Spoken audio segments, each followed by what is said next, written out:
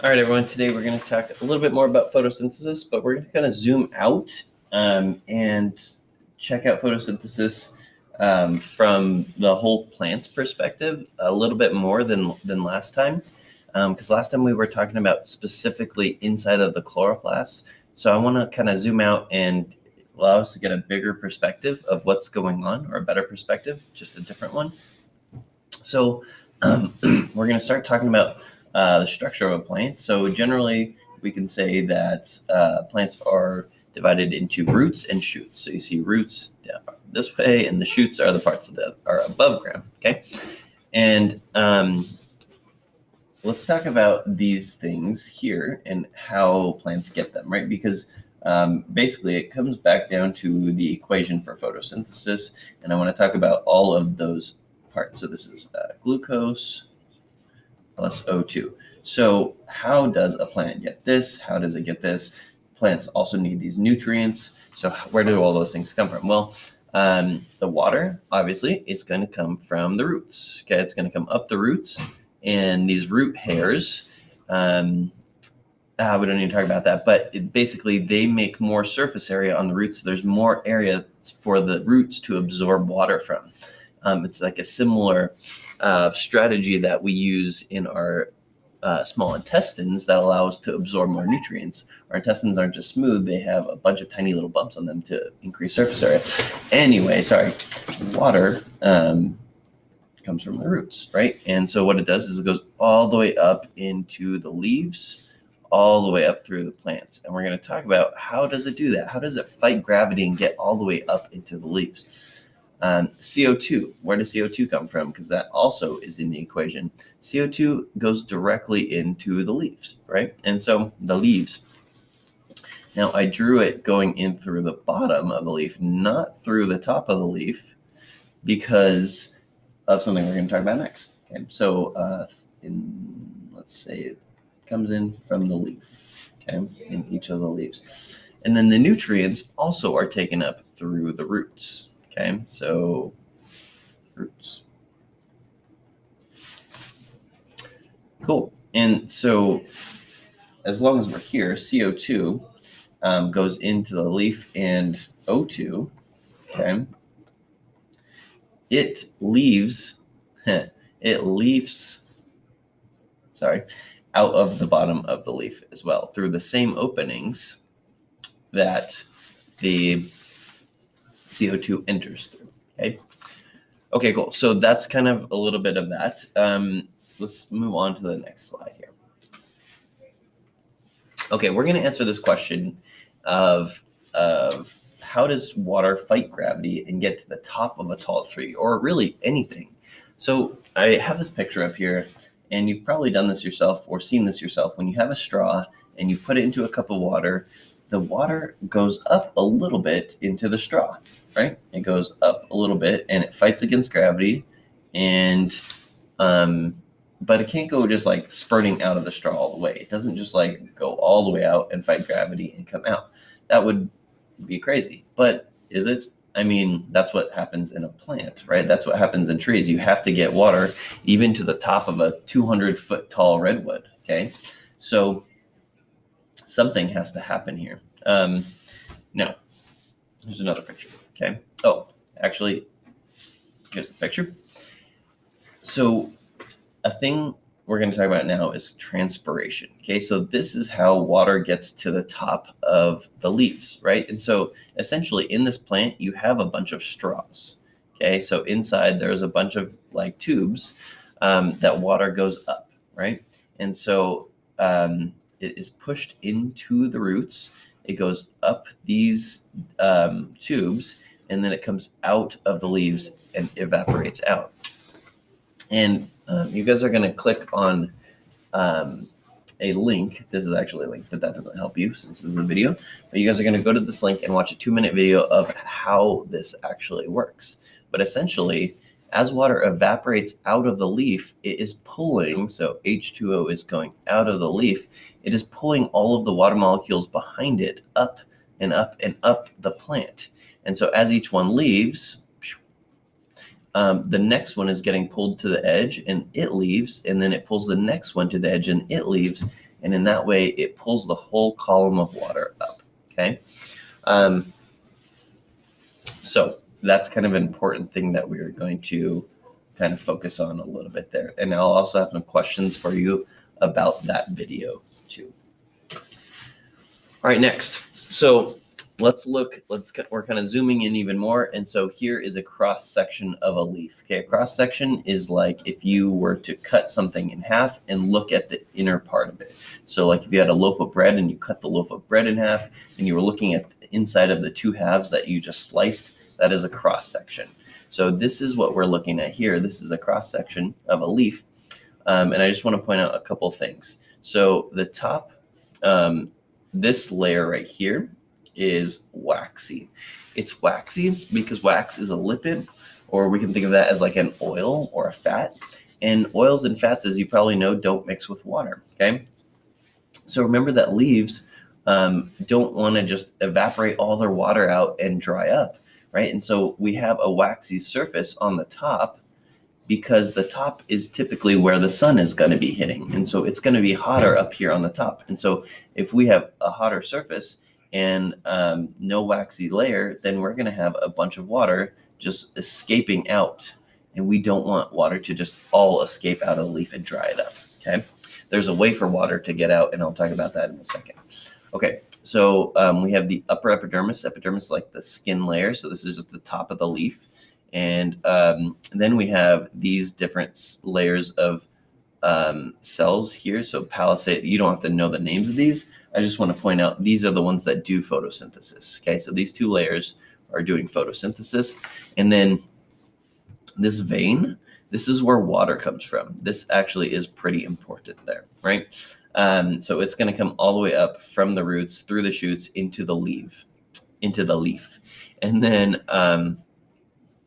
the lower epidermis is just the bottom layer of the cell, and then or of the leaf. And then the very bottom here, in this lower epidermis, you have these openings. Okay, oops, let me go back.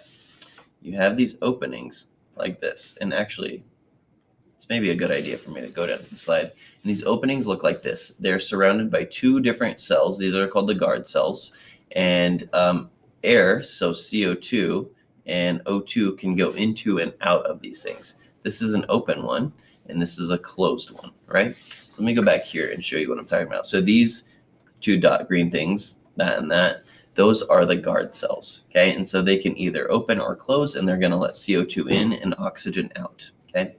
But another thing that they do is they let water out. So H2O is going to transpire, remember transpiration, out of there, and that's going to help water move all the way up to the tops of tall trees or any plants in general, okay? Now, it says, do you think there are more openings on the top of the leaf or the bottom of the leaf?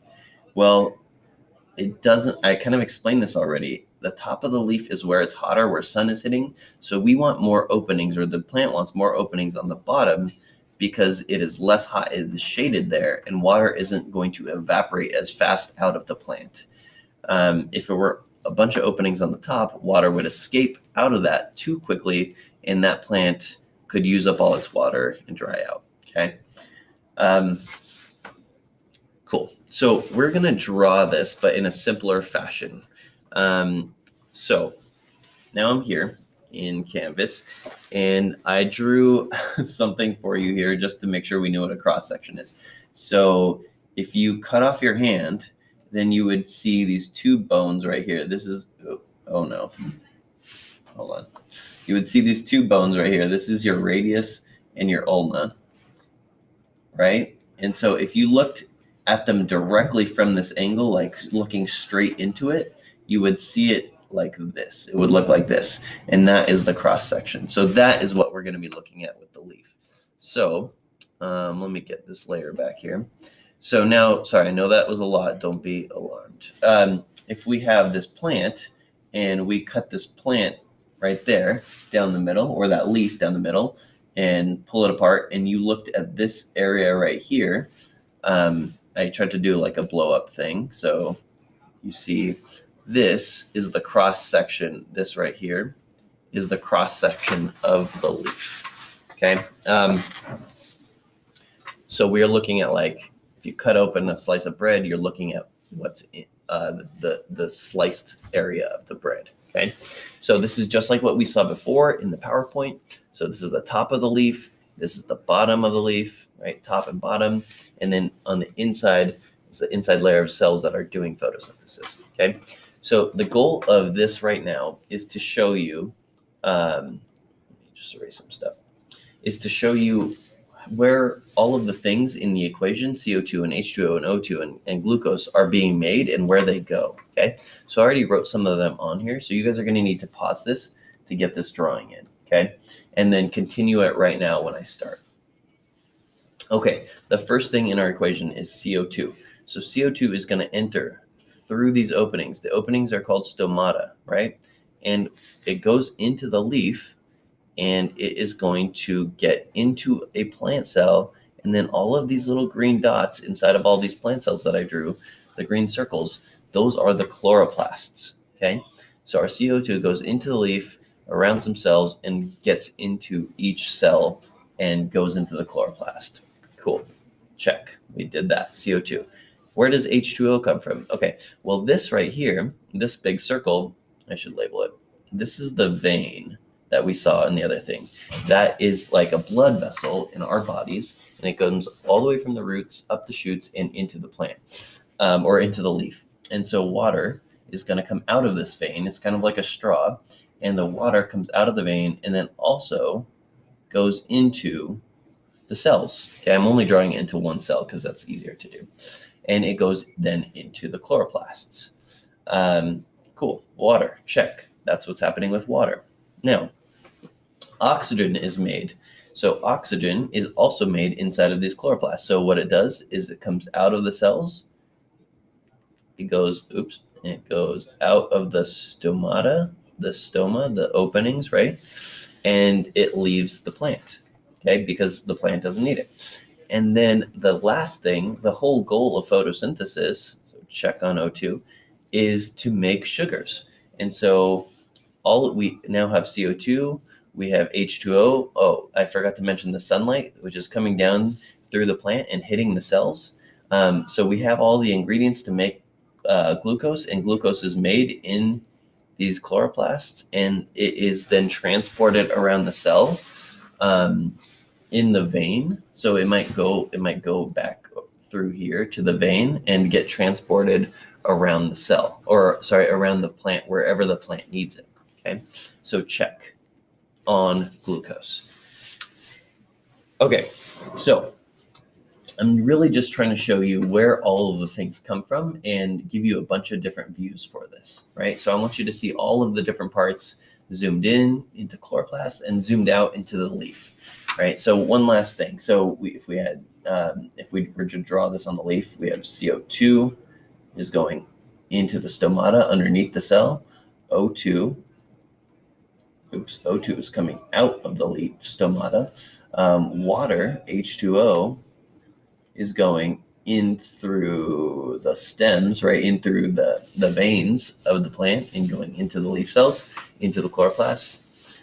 And then glucose is being made in those chloroplasts, okay? So I know this is a lot here, but this is still pretty basic. So I'm hoping we get this. So let me know if you guys have any questions about this stuff, okay? Actually, hang on. Let me go back and see if we have anything else. I think this is pretty good. One last thing. We are going to look, these are imprints of the bottoms of leaves, and we are going to look at these later. But essentially, you can make an imprint with clear nail polish and look at it under the microscope, and you can see the bottom of the leaf cell, all the different cells, or of the leaf. You can see all the different cells, and these weird-looking guys, these little holes, those are stomata. Okay, so those are the holes that let air in and out. You can actually see what they look like. They're a little bit bigger here on these. Okay. All right. Well, thank you very much. Let me know if you have any questions. Bye.